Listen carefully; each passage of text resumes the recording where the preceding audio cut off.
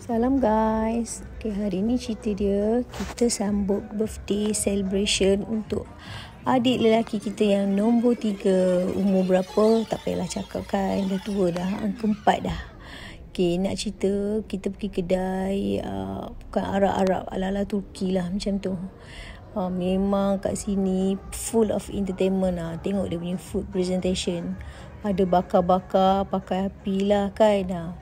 Jadi inilah keluarga kecil kami ni, baru separuh je ni. Adik-beradik cukup 4 orang, tapi anak-anak ramai tak ada. Ada yang di universiti, ada yang di Singapore. Nampak tu, dia punya food presentation. Lepas bakar-bakar, dia menggulung-gulung, dibuka pula lauk-lauk yang ada dalam tu. Lagi seorang ni dibuka pula makanan yang dalam. Ni suami kita. Tengok, jadi lauk dalam ni banyak. Ada nasi-nasi yang sedap, ada 2 jenis nasi dan lauk pauk. Dan ni nampak ni, yang memerhati je makanan bila nak ngap tu. Nampak tengah-tengah nak makan tu dibuka lampu disco lah pula kan. Kita makan bukan main lagi. Ni birthday boy ke daddy nama dia. Tengok saya makan punyalah selera. Hai. Memang sedap dan seronok lah berhibur sambil makan-makan. Tengok dia berjoget, berpusing-pusing. Anak dara ni kan, tiba-tiba dia pun nak buat show juga.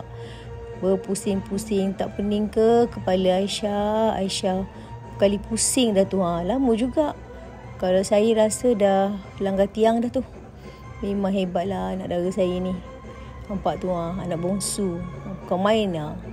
Berpusing-pusing. Orang ni kerja dia berpusing je. Daripada mula dia kerja agaknya, start kerja sampai balik. Jadi berpusing je, berjoget. Tapi menghiburkan lah. Tiba-tiba celebration pun on. Seronoknya. Lompat-lompat. Berjoget atas kursi. Suami isteri pun dia lah gembira. Nampak tu. Bukan main lagi happynya. Nyanyi lagu happy birthday to you, happy birthday to you. Alhamdulillah, seronok semua satu keluarga. Romantik. Birthday boy dengan bini dia.